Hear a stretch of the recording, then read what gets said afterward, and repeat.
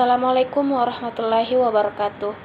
Saya akan menjelaskan tentang sejarah kelembagaan ekonomi, di mana seorang ahli, yaitu bernama Samuelson, ahli ekonomi pemenang Nobel Ekonomi, memberikan paparan bahwa ilmu ekonomi tumbuh dan berkembang secara revolusioner sebagai suatu bidang disiplin dengan mengamati data, mengembangkan hipotesis, dan mengujinya.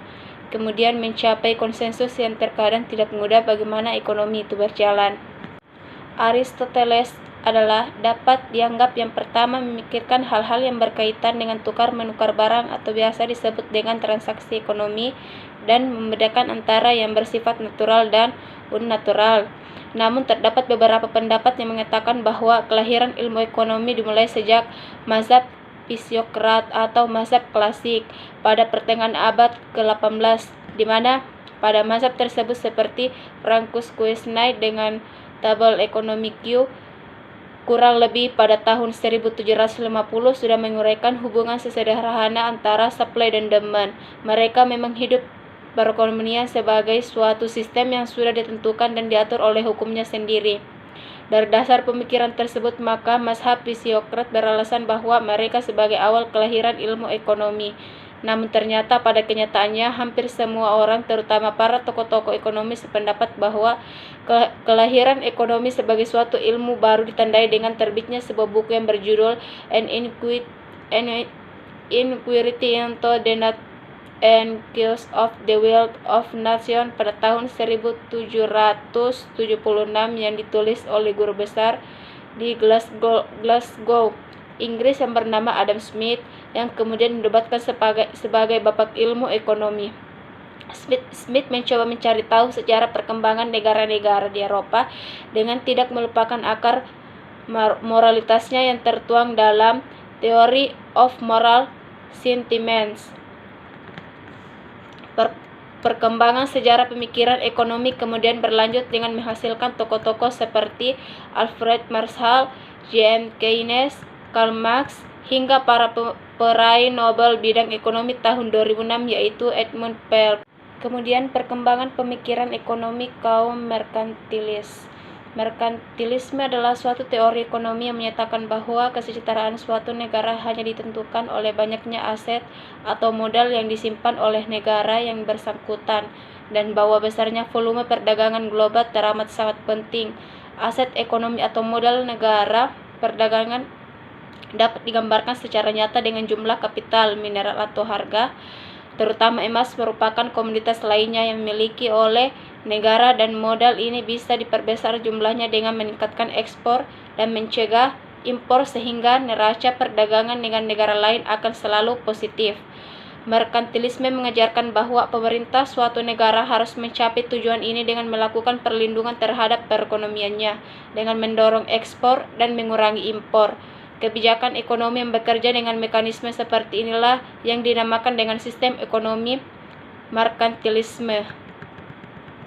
Istilah merkantilisme itu sendiri berasal dari kata merchant yang berarti pedagang. Menurut paham merkantilisme, setiap negara yang berkeinginan maju harus melakukan perdagangan dengan negara lain, dan bagi penganut merkantilisme sebagai kekayaan negara adalah dari perdagangan luar negeri. Selanjutnya, uang adalah hasil surplus perdagangan yang ajaran merkantilisme dominan sekali diajarkan di seluruh sekolah Eropa pada awal periode modern dari abad ke-16 sampai ke-18, di mana kesadaran bernegara sudah mulai tumbuh. Peristiwa ini memicu untuk pertama kalinya investasi suatu negara dalam mengatur perekonomiannya, yang akhirnya pada zaman ini pula sistem kapitalisme mulai lahir. Kebutuhan akan pasar yang diajarkan oleh teori merkantilisme akhirnya mendorong terjadinya banyak peperangan di kalangan negara Eropa, dan era imperialisme Eropa akhirnya dimulai. Sistem ekonomi merkantilisme mulai menghilang pada akhir abad ke-18 seiring dengan munculnya teori ekonomi baru yang diajukan oleh Adam Smith dalam bukunya The Wealth of Nations. Ketika sistem ekonomi baru diadopsi oleh Inggris yang notabene saat itu adalah negara industri terbesar di dunia. Pemikiran ekonomi kaum merkantilis merupakan suatu kebijakan yang sangat melindungi industri dalam negeri tetapi menganjurkan persaingan, sementara itu terjadi pembatasan-pembatasan yang terkontrol dalam kegiatan perdagangan luar negeri. Kebijakan pemendudukan yang mendorong keluarga dengan banyak anak, kegiatan industri dalam negeri dengan tingkat upah yang rendah, proteksi industri yang menganjurkan persaingan dalam negeri, dan tingkat upah yang rendah mendorong ekspor.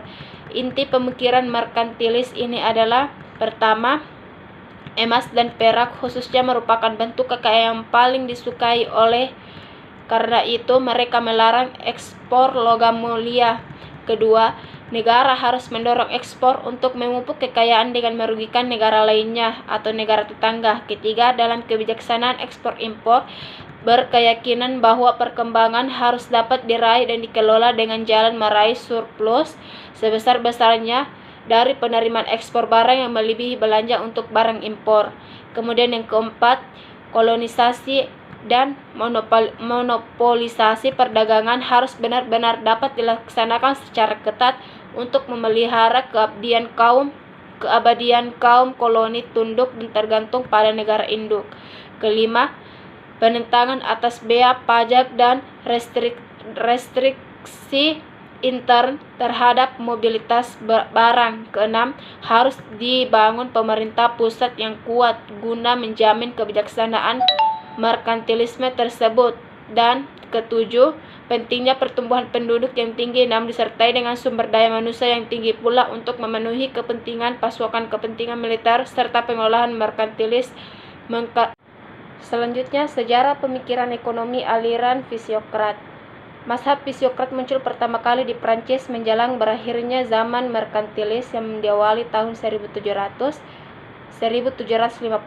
Perbedaan dengan kaum merkantilis adalah ketika kaum merkantilis menganggap sumber kekayaan suatu negara adalah perdagangan luar negeri, namun kaum Fisiokrat menganggap bahwa sumber kekayaan senyata-nyatanya adalah sumber daya alam. Ini yang menyebabkan aliran ini dinamai aliran Fisiokratisme.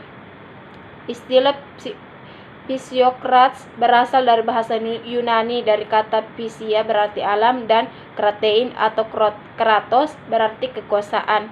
Secara harfiah berarti supremasi alam, yang artinya percaya bahwa sumber daya alam adalah sumber dari kekayaan. Kaum Fisiokrat percaya bahwa alam diciptakan Tuhan penuh keselarasan dan keharmonisan. Kaum Fisiokrat percaya bahwa sistem perekonomian juga mirip dengan alam yang penuh harmonis tersebut.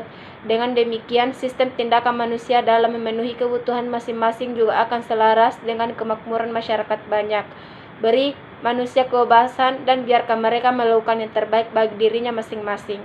Ada 3 hal yang membuat kaum Fisiokrat terkenal, yaitu: pertama, pengikut aliran Fisiokrat menganggap bahwa teori yang mereka bangun adalah teori yang bersifat objektif, ilmiah, dan berhasil menyusun suatu pandangan tentang tata ekonomi yang menyeluruh dan lengkap. Kedua, aliran ini mencetus istilah laissez-faire yang sampai saat ini masih menjadi bahan kerajinan menarik dan memberi corak bagi para ekonom klasik berikutnya. Ketiga, kajian yang mereka cetuskan menjadi dasar analisis makro yang mencoba menjawab di mana datangnya pendapatan nasional dan bagaimana pendapatan itu dibagikan di antara anggota masyarakat. Mazhab Fisiokrat tumbuh sebagai kritik terhadap pemikiran ekonomi merkantilis. Tokoh pemikir yang paling terkenal pada mazhab ini adalah François Quesnay, seorang dokter ilmuwan bedah Prancis yang pernah menjadi dokter pribadi 15 Raja Louis XV,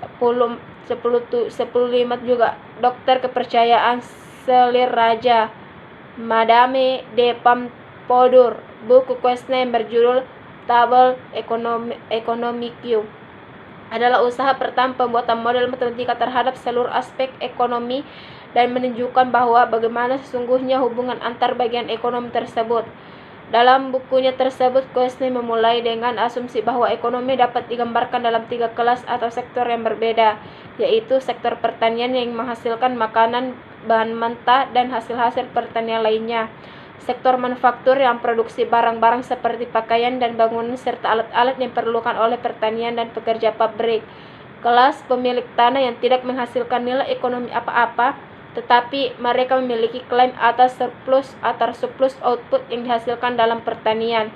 Beasiswa ini mempresentasikan pembayaran surplus kepada pemilik tanah dan pedagang. Ini dikenal dengan teori sewa Pisiokrates. Berbeda dengan kaum merkantilis yang sangat mengagung-agungkan aktivitas perdagangan luar negeri, kaum Pisiokrates justru menyebut kegiatan perdagangan bersifat steril, sedangkan aktivitas yang kaum Pisiokrates percaya bahwa sistem perekonomian ini juga mirip dengan alam yang penuh harmoni. Dengan demikian, setiap tindakan manusia dalam memenuhi kebutuhannya masing-masing juga akan selaras dengan kemakmuran masyarakat banyak. Beri manusia kebebasan dan mereka melakukan terbaik bagi dirinya masing-masing. Pemerintah tidak perlu campur tangan dan alam akan mengatur, semua pihak akan senang dan bahagia. Inilah yang menjadi cikal bakal doktrin laissez-faire, laissez-passer, yang artinya biarkanlah semua terjadi, biarkan semua berlalu.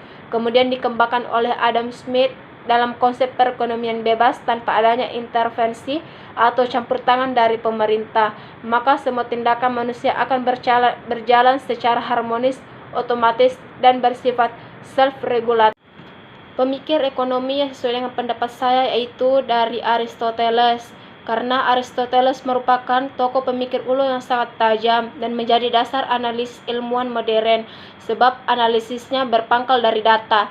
Aristoteles lahir pada tahun 384 SM di Trakia, Yunani Utara. Ayah Aristoteles bernama Nicomakhus adalah seorang ahli ilmu kedokteran yang saat itu juga termasuk ahli biologi sekaligus sebagai dokter pribadi Raja Makedonia, yaitu Raja Amintas. Pada usia 18 tahun dia dikirim ke Athena untuk belajar dalam bimbingan Plato yang saat itu sudah berusia 61 tahun. Aristoteles belajar kepada Plato selama 20 tahun. Pada tahun 342 SM dia kembali ke Makedonia untuk menjadi pendidik Pangeran Alexander yang Agung, putra Raja Philippos atau cucu dari Raja Amintas. Setelah Alexander menjadi raja, Aristoteles kembali ke Athena dan mendirikan sekolah Lyceon. Aristoteles meninggal tahun 322 SM. Banyak karya yang telah dihasilkan dalam membangun berbagai aspek keilmuan. Setidaknya terdapat 8 kategori karya yang dihasilkan, yaitu logika, filsafat alam, fisiologi, psikologi, biologi, metafisika, etika, politik, ekonomi, dan retorika dan poetika. Beberapa buku karya Aristoteles yang terkenal adalah Politik dan Nikomachean Etik. Aristoteles berpendapat bahwa ekonomi merupakan suatu bidang tersendiri yang pembahasannya harus dipisahkan dengan bidang lain. Konsep pemikiran ekonominya didasarkan pada konsep pengolahan rumah tangga yang baik melalui tukar-menukar. Aristoteles adalah orang yang meletakkan pemikiran dasar tentang teori nilai dan harga atau price, pertukaran barang, dan kegunaan uang dalam pertukaran barang tersebut. Ia menolak kehadiran uang dan pinjam-meminjam uang dengan bunga. Uang hanya sebagai alat tukar-menukar saja. Jika menumpuk kekayaan dengan jalan minta atau mengambil riba, maka uang menjadi mandul atau tidak produktif, sehingga menimbulkan kesenjangan ekonomi, korupsi, dan pemborosan. Aristoteles membedakan proses ekonomi ke dalam 2 cabang, yaitu kegunaan dan keuntungan. Lebih spesifik, ia membedakan ekonomik dan sematistik. Ekonomik atau ilmu ekonomi didefinisikan sebagai the art of household management, the administration of one's patrimony, the careful husbanding of resources. Sedangkan sematistik mengaplikasikan penggunaan sumber daya alam atau keterampilan manusia untuk tujuan-tujuan yang bersifat eksklusif dan sematistik. Aristoteles sependapat dengan Plato bahwa pekerja kasar sebaiknya tidak memiliki hak politik sebagai warga negara. Ia juga sangat menghargai orang yang bekerja di sektor pertanian. Namun dalam hal hak milik bersama, ia tidak sependapat dengan Plato. Menurutnya, hak milik bersama tidak praktis dan bertentangan dengan harkat manusia. Tanpa hak milik pribadi, orang tidak merasa puas karena harga dirinya hilang serta tidak dapat berbuat amal baik.